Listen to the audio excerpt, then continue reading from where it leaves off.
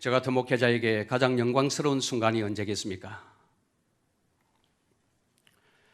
목회자에게 가장 영광스러운 순간은 하나님의 말씀을 전하는 시간입니다.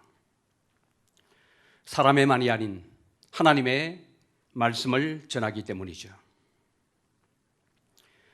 이런 맥락에서 저는 한번 곰곰이 생각을 해보았습니다.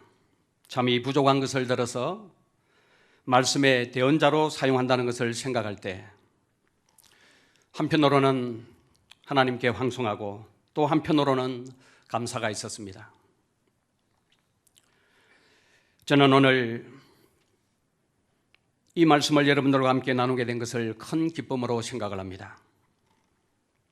오늘 말씀은 저와 여러분들이 너무나도 잘 아는 말씀이에요.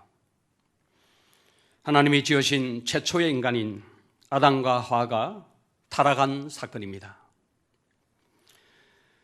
하나님을 모르는 사람들도 이 아담과 하와의 타락 사건은 다 알고 있는 것입니다. 오늘 말씀은 단순히 아담과 하와가 죄를 지었다는 것으로 끝나는 말씀이 아니에요. 여러분 한번 생각을 해보십시오. 아담과 하와의 경험이 지금도 우리의 삶에서 그대로 재현되고 있다는 측면에서 오늘 우리의 이야기이면서 내일을 살아내야 될 우리 자녀들의 이야기도 하다는 것입니다. 마태복음 11장 28절에서 예수님은 인간을 수고하고 무거운 짐진 자로 규정을 했습니다. 수고하고 무거운 짐진 자들아 다 내게로 오라. 내가 너희를 쉬게 하리라. 예수님께서 사람들에게 이렇게 말씀하시면서 초청을 하셨습니다. 우리 인간을 수고하고 무거운 짐진 자로 규정을 했다는 것입니다. 이 말씀에 대해서 나는 아닌데요. 나는 절대 수고하고 무거운 짐진 자가 아니에요. 이렇게 말할 사람은 이 자리에 아무도 저는 없다고 생각을 합니다. 어떤 모양으로든지 다 수고하고 무거운 짐을 지고 있는 인생이 바로 저와 여러분들이라는 사실입니다. 참 괜찮게 사는 사람들을 우리가 가끔 보게 됩니다. 그런 사람들을 보면 저 사람에게 무슨 고민이 있겠나, 저분에게 무슨 문제가 있겠나, 그렇게 생각할 때가 있지요. 여러분 절대로 그렇지 않습니다. 겉으로 보기에는 아무런 문제가 없어 보여도 그 삶을 자세하게 들여다보면 말 못할 고민과 문제가 있다는 것을 발견하게 됩니다. 여러분 개인의 삶만 그런 것이 아닙니다. 우리가 살고 있는 이 사회 전반을 보면 많은 부조리와 갈등과 고통이 곳곳에 널려 있는 것을 보게 되죠. 그래서 우리는 고독합니다. 영국에는 외로움 장관까지 있습니다. 우리나라는 하루에 자살로 생을 마감하는 분이 평균 38명입니다. 사망 원인 순위로 보면 1위가 당연히 암이지요. 자살이 남자는 4위, 여자는 6위입니다. 이제 평균 수명이 90세 시대라고 말합니다.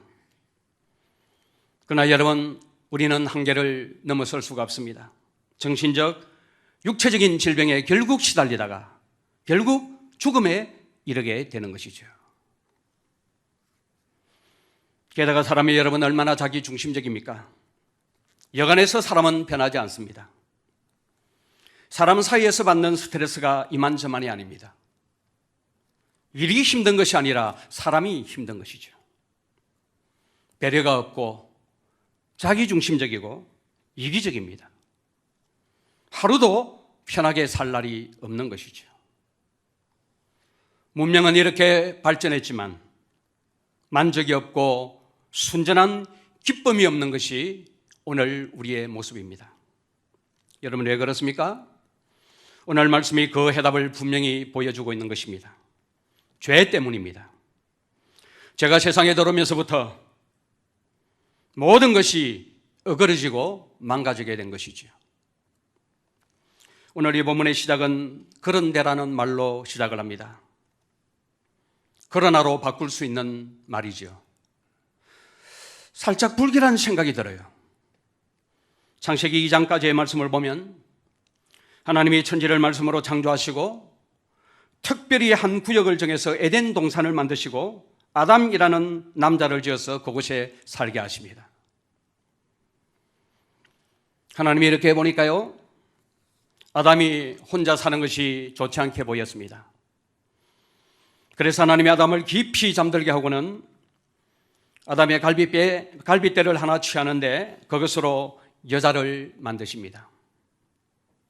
하와입니다. 완벽하고 완전한 커플이 탄생하게 된 것이죠. 벗었지만은 부끄러워하지 않는다고 말씀하고 있습니다. 죄가 없는 상태니까요, 부끄럽다는 말이 성립이 될 수가 없는 것이죠. 이렇게 완벽하게 지음을 받은 인간이 하나님이 특별히 구별하여 놓은 그 에덴 동산에서 정말로 행복하게 살았습니다. 시간 가는 줄 모르고 너무너무 행복하게 살았단 말이에요. 오늘 본문이 어떤 접속사로 시작이 된다고요? 그런데라는 접속사로 시작이 됩니다. 그런데 이 에덴 동산에서 무슨 일이 일어나게 됩니까? 죄가 뱀의 유혹을 통해서 사람의 삶 속으로 들어오게 되는 것이죠. 오늘 1절 말씀을 보시면 이렇게 기록합니다. 그런데 뱀은 여호와 하나님이 지으신 들짐승 중에 가장 간교하니라. 뱀이 여자에게 물어이르되 하나님이 참으로 너희에게 동산 모든 나무의 열매를 먹지 말라 하시더냐. 사실 이 뱀은 하나님이 지으신 창조물 가운데서 선한 창조물이었습니다. 여기서 간교하다는 이 표현은요, 간사하고 교활하다는 부정적인 표현이기도 하지만 원문으로 보면 지혜롭다는 표현이 맞습니다. 뱀은 굉장히 지혜로운 동물이었습니다. 그런데 마귀의 하수인이 되어서 아담과 하와를 유혹하고 죄를 짓도록 만든 통로가 되어버린 것이죠. 제가 오늘 여러분들과 함께 중점적으로 나누고자 하는 것은 마귀가 인간을 어떻게 유혹하느냐 하는 것입니다. 이게 여러분 얼마나 중요한가 하면 지금도 마귀는 이런 방식으로 성도를 유혹하고 넘어뜨리기 때문에 그렇다는 것입니다. 창세기 2장 16절에서 17절 말씀을 보시면 하나님은 아담에게 이렇게 말씀을 하십니다. 여호와 하나님이 그 사람에게 명하여 이르되 동산 각종 나무의 열매는 내가 임의로 먹되 선악을 알게 하는 나무의 열매는 먹지 말라. 내가 먹는 날에는 반드시 죽으리라 하시니라. 하나님이 아담을 불러서 이렇게 말씀하셨단 말이에요. 에덴 동산에 있는 모든 나무의 열매는 먹고 싶은 대로 다 먹으라는 것입니다. 그런데 동산 가운데 있는 선악을 알게 하는 나무의 열매는 먹지 말라. 먹는 날에는 반드시 죽으리라. 그렇게 말씀을 하셨습니다. 그런데 여러분 생각을 따라오셔야 됩니다. 자, 봅시다. 마귀가 뱀을 통해서 어떻게 유혹을 했죠? 여자에게 다가가서 이렇게 묻습니다. 하나님이 참으로 너희에게 동산 모든 나무의 열매를 먹지 말라 하시더냐? 그랬더니 여자가 뭐라고 말합니까? 2절과 3절 말씀을 보시면 이렇게 기록합니다. 여자가 뱀에게 말하되 동산 나무의 열매를 우리가 먹을 수 있으나 동산 중앙에 있는 나무의 열매는 하나님의 말씀에 너희는 먹지도 말고 만지지도 말라. 너희가 죽을까 하노라 하셨느니라. 하나님이 동산 모든 나무의 열매는 먹도록 했지만은 단 하나 동산 가운데 있는 선악과는 먹어서는 안 된다는 거예요. 정확하게 대답을 했지요. 여러분, 이 사실은 마귀가 몰라서 물어본 것이 아니라 마귀도 다 알고 있었습니다. 이 사실을 알고 있었던 마귀가 노리는 것이 여러분 무엇입니까? 단 하나의 금지 명령을 부각시키고 있는 것입니다. 그래서 던진 화두가 무엇입니까? 하나님이 참으로 너희에게 동산 모든 나무의 열매를 먹지 말라 하더냐? 먹지 말라고 한 그 하나의 나무에 집중하도록 하는 것이죠. 마귀가 노리는 것이 바로 이것이라는 것입니다. 아니, 다 먹도록 하면 되지. 왜 동산 중앙에 있는 선악과는 먹지 못하도록 하는 거야? 하나님이 어떻게 이럴 수가 있단 말이야? 너희의 자유를 구속하고 있는 것이 아니냐? 이런 느낌이 들도록 유혹을 하고 있는 것입니다. 하나님의 성품에 반발하게 하고 하나님의 선하심에 대해서 의심하게 만들고 있는 것이죠. 여러분, 오늘도 우리가 이 땅을 살아가면서 동일한 문제에 직면을 하게 됩니다. 모든 것이 좋습니다. 아쉬운 것이 없습니다.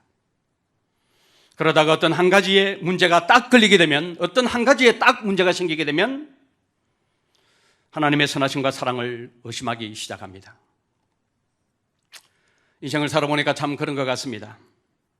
9가지가 좋아도요, 한 가지가 어려우면은 거기에 마음이 다 빼앗겨버리는 것이 우리 인간이더라는 것입니다.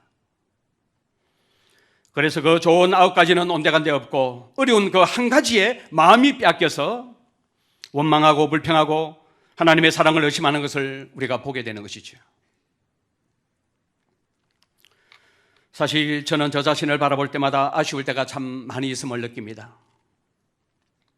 솔직한 심정으로 부족한 것이 여러분 모르게 많이 있기 때문에 그렇습니다. 그런데 곰곰이 한번 생각을 해보니까요, 하나님께서 제게 장점도 참 많이 주셨다는 것을 발견하게 됩니다. 그런데 저는 하나님이 주신 그 장점에 대해서 감사하고 감격하기보다는 부족한 그 몇 개 때문에 의기소침하고 때론 낙심하고 우려할 때가 있더라는 것입니다. 오늘 이 설교를 준비하면서 이게 마귀가 주는 마음인 줄을 깨닫게 되었습니다. 하나님이 내게 주신 좋은 것들을 감사하고 감격하고 그것을 선용하기보다는 오히려 내게 부족한 것, 내게 연약한 것, 거기에 마음이 다 빼앗김 당해서 감사를 잃어버릴 때가 솔직히 있었다는 거죠. 이게 바로 마귀가 주는 마음이라는 것입니다. 우리가 자식을 바라볼 때도 여러분 그렇지 않습니까? 좋은 것은 눈에 하나도 들어오지 아니하고 부족한 그 하나 혹은 몇 개 때문에 자녀를 힘들게 하고 자녀에 대해서 아쉬움을 표하는 거예요. 이것은 다 여러분 마귀가 주는 마음입니다. 이전에도 그랬고 지금도 여전히 이런 방식으로 우리의 마음을 마귀는 빼앗아 버리는 것이죠. 아담과 하와가 행한 일을 오늘 이 시대를 우리가 살아가면서 우리도 동일하게 지금 행하고 있는 것입니다. 지금 우리가 누리고 있는 하나님의 엄청난 은혜들은 헤아리지 못하고요, 어려워하고 있는 그 문제 때문에, 그 하나 때문에, 그 몇 개 때문에 부당하게 대우를 받고 있다고 생각을 하면 저와 여러분들은 지금 마귀의 유혹에 직면하고 있다는 것입니다. 지금 우리 교회 안에 어려운 병을 앓고 있는 분, 투병하고 계신 분들이 있습니다. 제가 이분들에게 큰 위로를 받고 있습니다. 지금 어려움을 당하고 있는 그 질병 때문에 하나님이 그분에게 준 좋은 다른 것들을 잃어버리지 않고 있기 때문에 그렇습니다. 지금까지 받은 그 놀라운 하나님의 은혜를 헤아려보고 감사하며 하나님의 선하심과 인자하심을 붙들고 잘 헤쳐나가는 것을 볼 때 얼마나 마음에 감사가 있고 위로가 되는지 모르겠습니다. 우리가 인간이기 때문에 우리가 인생을 살아가면서 하나님의 사랑에 대해 의심이 될 때가 분명히 있을 것입니다. 저는 그럴 때마다 이 말씀을 붙듭니다. 로마서 8장 32절 말씀입니다. 자기 아들을 아끼지 아니하시고 우리 모든 사람을 위하여 내주시니가 어찌 그 아들과 함께 모든 것을 우리에게 주시지 아니하겠느냐. 이 말씀을 늘 되뇌이는 거예요. 인생에서 해석하지 못할 문제를 만날 때, 너무나 고통스럽고 너무나 힘든 어떤 일, 어떤 사건을 만날 때 로마서 8장 32절 말씀을 떠올리면서 되뇌이는 것입니다. 자기 아들을 아끼지 아니하시고 우리 모든 사람을 위하여 내지수니가 어찌 그 아들과 함께 모든 것을 우리에게 주시지 아니하겠느냐. 하나님 우리에게 가장 귀한 것을 주셨습니다. 가장 좋은 것을 우리에게 주셨습니다. 그렇다면 우리에게 하나님이 무엇인들 주시지 아니하겠느냐는 것입니다. 믿으시길 바랍니다. 그래서 마귀의 유혹과 시험에서 승리하시는 우리 모두가 되시기를 주님의 이름으로 축원합니다. 두 번째 마귀의 유혹의 방법은 말씀을 과장하고 축소한다는 것입니다. 하나님은 창세기 2장 17절에서 선악을 알게 하는 나무의 열매를 먹지 말라고 했고 먹는 날에는 반드시 죽으리라고 말씀하셨습니다. 그런데 마귀의 유혹을 받은 여자는 뭐라고 말합니까? 먹지도 말고 만지지도 말라고 했다고 말해요. 그리고 너희가 죽을까 하노라 이렇게 하나님께서 말씀을 하셨다는 것입니다. 여러분 무엇을 과장하고 무엇을 축소하고 있는 것입니까? 먹지도 말라고 했는데 만지지도 말라는 말을 더했습니다. 이거는 과장입니다. 이게 부정적인 하나님의 성품을 부각시키려는 마귀의 유혹에 서서히 여자가 넘어가고 있다는 증거이죠. 하나님은 그렇고 그런 분이구나. 먹지도 못하게 했고 만지지도 못하게 하셨구나. 마귀의 유혹에 서서히 지금 이 여자는 넘어가고 있는 거예요. 여러분 더 심각한 것이 무엇입니까? 너희가 죽을까 하노라 했다는 것입니다. 하나님은 반드시 먹는 날에는 죽는다고 말씀하셨습니다. 죽을까 하노라는 말은 죽을 수도 있고 안 죽을 수도 있다는 말이지요. 그러나 하나님은 반드시 죽는다고 말씀하셨어요. 말씀을 왜곡하고 축소한 것입니다. 여러분 죄는 언제나 이 길로 들어오게 됩니다. 하나님의 말씀을 과장하고 왜곡하고 축소합니다. 부당하게 대우를 받고 있다는 생각이 들게 하고 하나님의 말씀의 결과에 대해서 흐리게 만들어서 죄에 대한 담력을 갖도록 하는 것이죠. 선악과를 따먹은 아담과 하와는 어떻게 되었습니까? 죽을까 하노라가 맞습니까? 죽었습니까? 반드시 죽게 되었습니다. 말씀대로 반드시 두 사람은 죽어서 흙으로 돌아갔다는 사실을 기억해야 합니다. 오늘 우리가 이런 마귀의 유혹에 잘 넘어갑니다. 말씀대로 믿고 말씀대로 사는 성도를 찾아보기가 점점 힘들어집니다. 그렇게 살면 반드시 죽는데 죽을까 하노라 하면서 말씀을 약화시키고 축소시키고 적당하게 살아가는 것을 보게 되는 것이죠. 제가 자주 여러분들에게 하는 말이 있잖아요. 독약에는 사람이 유혹을 받지 않습니다. 왜 그렇습니까? 먹으면 죽을 줄 알기 때문에 그렇습니다. 그런데 하나님이 기뻐하지 않으신다는 것을 알면서도 어쩔 수 없다고 생각하는 것은 그렇게 하면 죽을지 모르기 때문에 그렇습니다. 이건 마귀의 유혹이라는 것입니다. 마귀는 말씀을 모호하게 하고 말씀을 100% 믿지 못하게 합니다. 늘 죽을까 하노라입니다. 하나님의 말씀은 1.1핵도 땅에 떨어지는 법이 없죠. 하나님의 말씀은 반드시 말씀 그대로 이루어지게 되는 것입니다. 천지는 없어지지만은 하나님의 말씀은 영원하다고 말씀하신 것은 그 말씀이 그대로 성취된다는 강조 용법이에요. 제가 늘 듣는 이야기입니다. 말씀대로 살아가기가 어렵다는 거예요. 말씀은 현실성이 없다는 것입니다. 이렇게 살면 다 죽는다는 거예요. 이렇게 살면 세상에서 도태된다는 거예요. 그래서 어떻게 합니까? 말씀을 축소하고 가장합니다. 마귀의 유혹이고 전략입니다. 그러면 여러분 죽습니다. 아담과 하와가 넘어진 그 자리에 우리도 똑같이 넘어질 수 있다는 사실을 기억하시기를 바랍니다. 또 마귀가 유혹하는 방법이 뭐죠? 5절은 이렇게 기록을 합니다.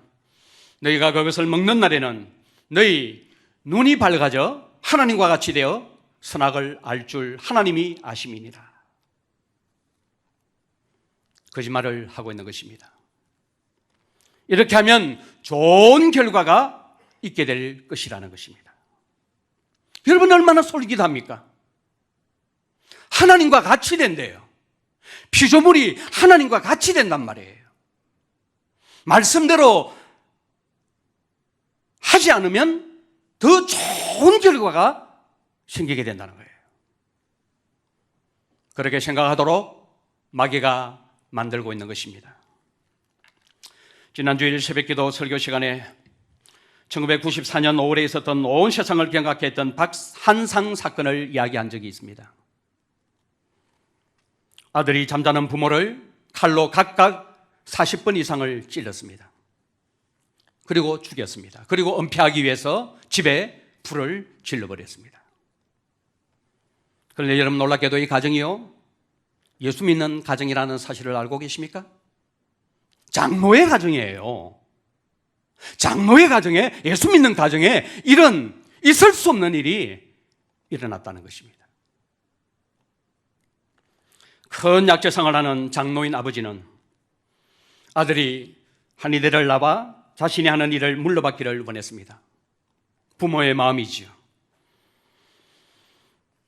그래서 아들의 공부를 위해서 학군이 좋은 강남으로 이사를 했고 공부를 잘할 수 있는 그런 모든 환경을 다 만들어 주었습니다. 아들 한상이는 그 당시 교회에서 고등부 회장을 지냈고요, 교회 가는 것을 그렇게 좋아했다고 합니다. 그런데 문제는 고3이 되자 아버지는 한상에게, 야 아들아, 이제 고3이 되었으니 교회는 쉬고 교회 나가지 말고 열심히 공부해서 좋은 대학에 들어가고 난 뒤에 열심히 교회 나가서 충성하면 되지 않느냐. 교회 나가는 것을 금해버렸습니다. 중간은 생략하겠습니다. 결국은 지방대학에 입학하게 되고 도중 자퇴합니다. 그리고 결국 아들을 미국으로 유학을 보내게 돼요. 거기서 방탕한 삶을 살게 되지요. 도박에 빠지게 되고 엄청난 도박 빚을 지게 됩니다. 그 도박 빚을 갚기 위해서 한국으로 다시 들어오게 되고, 그리고 난 뒤에 저지른 일이 바로 이런 일입니다. 결코 해서는 안 될 일을 하고 말한 것이지. 마귀의 거짓말은 너무나도 그럴싸하고 합리적이고 현실성이 있습니다. 열심히 공부해서 좋은 대학에 들어가고 난 뒤에 얼마든지 교회 나갈 수 있으니까 지금은 잠시 중단해. 교회 아예 나가지 말라는 것이 아니야. 최선을 다해서 공부하고 좋은 대학에 들어가고 난 이후에 열심히 교회 나가고 충성하면 되지 않느냐. 지금은 형편이 어려우니까 주일날에도 열심히 일하고 형편이 좋을 때 주일 성수 잘하고 11조 생활 철저히 하고, 그렇게 마귀가 꼬드기는 거예요. 안 넘어갈 것 같은데 넘어갑니다.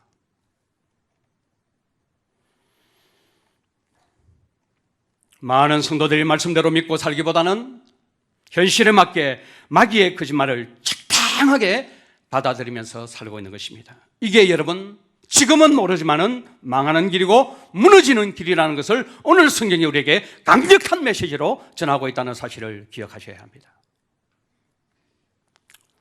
그렇다면 우리에게 중요한 것은 마귀의 유혹에 넘어지지 않기 위해서 우리가 해야 될 것이 무엇인가 하는 것입니다. 이 두 가지 말씀을 드릴 테니까 꼭 마음에 새기시고, 마귀와의 전쟁에서, 마귀와의 유혹에서 승리하시는 우리 성도님들 다 되시기를 주님의 이름으로 축원합니다. 유혹이 찾아올 때 어떻게 하면 유혹에 이길 수가 있습니까? 첫 번째는 내 마음대로 해서는 안 된다는 것입니다. 내 마음대로 하고 싶은 이것이 여러분 유혹입니다. 우리가 인생을 살아가면서 얼마나 많이 경험합니까? 내 마음대로 하고 싶을 때가 있단 말이에요. 내 마음대로 술을 마시고 싶고, 내 마음대로 다른 이성과 사귀고 싶고, 내 마음대로 불의한 이득을 취하고 싶고, 내 마음대로 혈기를 부리고 싶고, 내 마음대로 하고 싶을 때가 있단 말이에요. 내 마음대로 하고 싶은 이것이 바로 유혹이라는 사실을 여러분 기억하셔야 된다는 거예요. 제가 늘 마음에 새겨놓은 성경 구절이 있습니다. 로마서 8장 13절 말씀입니다. 이렇게 기록을 합니다. 내가 육신대로 살면 반드시 죽을 것이로되 영예로서 몸의 행실을 죽이면 살리니. 여러분, 이 말씀을 하나님의 말씀대로 그대로 믿는 분이 여기 얼마나 계십니까? 육신대로 살면은 반드시 하나님께서 죽을 것이로라고 말씀하시기 때문에 내 마음대로 살아서는 안 된다 생각을 하고, 이 말씀 앞에 여러분 정말 순종하면서 살고 계십니까? 선악과가 주는 메시지가 무엇입니까? 내 마음대로 살아서는 안 된다는 것 아닙니까? 동산의 모든 나무의 실과는 네가 다 먹을 수가 있지만은 동산 중앙에 있는 선악을 알게 하는 나무의 실과는 먹어서는 안 된다라고 말씀하셨대. 그 선악과가 주는 메시지는 네 마음대로 살아서는 안 돼. 천지의 주제자가 되시는 나 하나님의 통치를 너는 받아야 돼. 그 메시지가 선악과에 담겨져 있는 거예요. 그런데 아담과 하와는 이 선악과를 허물어 버렸습니다. 마귀의 전략은 항상 네 마음대로 해라 하는 것입니다. 성령의 역사가 마귀의 역사를 어떻게 여러분 분별할 수가 있나요? 내 마음대로 하고 싶으면 그는 마귀의 역사예요. 성령의 역사와 마귀의 역사를 분별하는 기준은 다른 데 있는 것이 아니라 내 마음대로 하는 것에 있다는 것입니다. 결혼도 내 마음대로 하고, 목회도 내 마음대로 하고, 직장도 내 마음대로 옮기고 싶은 것은 아닌가? 직장 생활이 어려우면 옮기고 싶은 마음이 들지요. 그런데 하나님의 뜻은 그 직장 생활의 어려움을 통해서 여러분들을 훈련시키는 데 있다면 생각을 해봐야 될 문제가 아닙니까? 그런데 그런 것은 고려하지 않습니다. 내 마음대로 다 해버린다는 거예요. 이게 바로 마귀의 역사라는 사실입니다.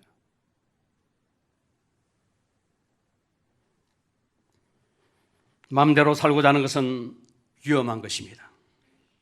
왜냐하면 반드시 죽을 것이로되 하나님의 말씀입니다.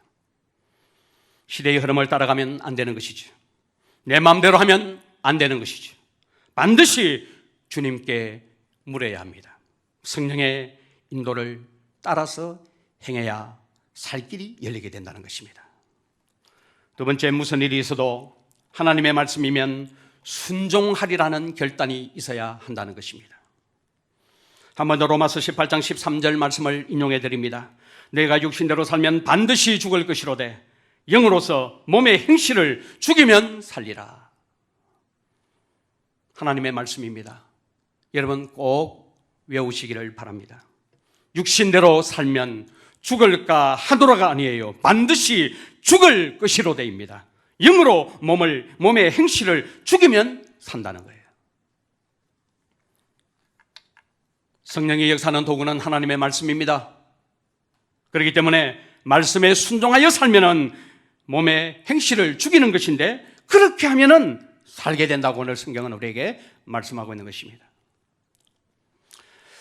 여러분, 이때까지 여러분들이 도전받고 직면해 왔겠지만 우리에게 육신대로 살고 싶은 유혹은 계속해서 오게 됩니다. 목사인 저에겐들 그것이 없겠습니까? 육신대로 살고 싶은 유혹이 끊임없이 밀려온단 말이에요. 이때 여러분 하나를 분명히 아셔야 합니다. 육신대로 살면 죽는다. 저는 이렇게 해서 목회 현장 가운데서 죽은 사람들을 수도 없이 보았습니다. 그렇게 잘 나가다가요, 육신대로 살아서 육신대로 목회해서 넘어지고 깨어지고 죽는 사람을 많이 보았습니다. 친한 친구였기 때문에 수소문에서 연락처를 알아서 연락을 해도 연락이 되지 않은 거예요. 완전 통신두절입니다. 죽음이지요. 마귀가 우리에게 꼬드기는 것은 무엇일까요? 육신대로 살면 죽기는커녕 죽을까 황홀한 세계가 열린다고 하면서 우리의 마음을 다 이렇게 장악을 해버립니다. 죽을 리가 없다고 하죠. 하나님같이 된다고 하죠. 최상급으로 올려주는 거예요. 짜릿짜릿하고 뭔가 새로운 신세계를 만난다. 좋은 결과가 얻게 된다고 하죠. 속으면 여러분 안 되는 것입니다. 사실 우리는 그것을 하면은 하나님이 기뻐하지 않고 싫어한다는 것을 우리는 알고 있습니다. 그래도 내 마음에 그것을 끊어버려야 된다는 생각을 하고 있지 않는 것입니다. 이게 여러분 무서운 것이라는 거예요. 이렇게 하면 죽을지 모르기 때문에 그렇습니다. 오늘 성경은 분명히 말씀하고 있습니다. 하나님의 말씀에 불순종하는 이것이 곧 죽는 길이라고 말씀하고 있다는 것입니다. 오늘날 종교적인 열심은 대단하지만 하나님의 뜻에 순종하기보다는 내 마음대로 목회하고 내 마음대로 사업하고 내 마음대로 인간관계를 맺는 사람을 보게 됩니다. 그러면 반드시 죽는 줄 알아야 합니다.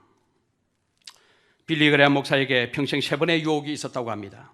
한 번은 큰 대학 총장으로 와달라는 청빙이 있었고요. 다른 2번은 인기가 워낙 좋으신 분이니까 상원 의원으로 출마를 해달라는 제안과 부통령으로 출마를 해달라는 제안이 있었다고 그래요.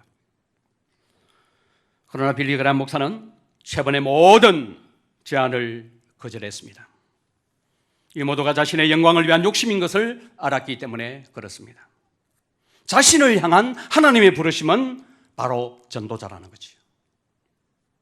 그는 전도자로 일생을 사셨다가 재작년에 100세를 일기로 주님의 품으로 가셨습니다. 영광스러운 아름다운 삶이었죠. 오늘도 우리에게 수없이 찾아오는 유혹을 이길 수 있는 유일한 방법은 다른 것 아닙니다. 하나님의 뜻이 분별되었다면 목숨 걸고 하나님의 말씀에 순종하는 길에 있습니다. 이것만이 여러분 유혹을 이길 수 있는 유일한 길이라는 사실을 믿으시길 바랍니다.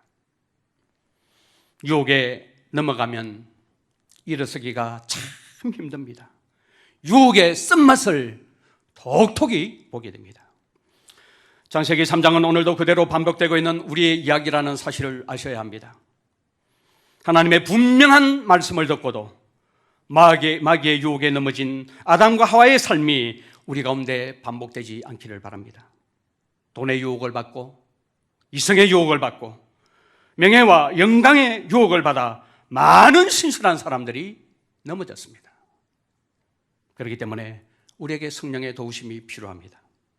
영으로 몸의 행실을 죽여야 합니다. 성령의 검, 곧 하나님의 말씀을 가져야 합니다. 말씀으로 살아내는 것입니다. 이 은혜가 일생을 다하는 순간까지 부어져서 유혹에서 승리하고 하나님께 영광을 올려드리는 복된 삶이 되시기를 주님의 이름으로 축원합니다.